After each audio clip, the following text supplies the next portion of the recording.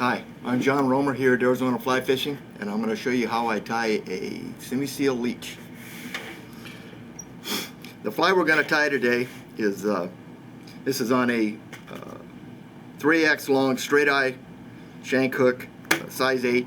I'm putting a bead on it. We tie them with beads, without beads. Sometimes we'll put a glass bead in the front to represent eggs, depending on the time of the year, spring and fall, if they're keying on eggs. Sometimes we'll put a bead in the center of it, make it what we call the bead belly, and use 2 different colors. But I'm just going to do a basic semi-seal leech. I'm using a 6/0 thread.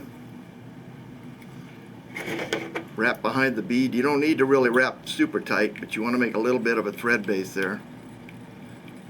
Come down the hook shank. Give it a pretty good thread base.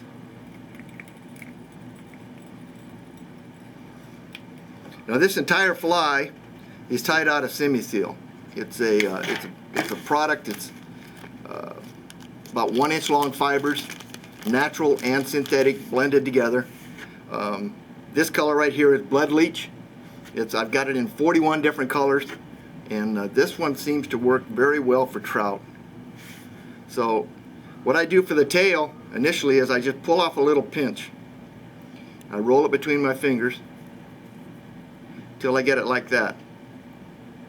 Lay it on top of the hook shank, a couple of wraps, fold it back over itself, a couple 3 wraps to hold it down, and then I go 1 wrap underneath it, a couple more on top. That'll tie it all in very well. You're not going to pull that out. If you do have any spare fibers, just put it to the pile and use it on the body of the fly. Now, in my old age, I've been using a lot of super glue. It just seems to make things more durable, and it'll make your fly last pretty much all day. Okay, the whole body is made out of semi-seal, so it's going to take, with a fly this size, it's going to take probably a couple clumps. So I pull off the fibers, and I want to watch what I do here. Most people will use the dubbing loop with wax. I don't do that. I just get a little moisture on my fingers, apply the material right to the thread. Don't grind it on. Keep it loose. See that? What you want to do is you want to have the material right up against the hook shank and right down to the tip of the bobbin. Grip the tip of the bobbin and wrap.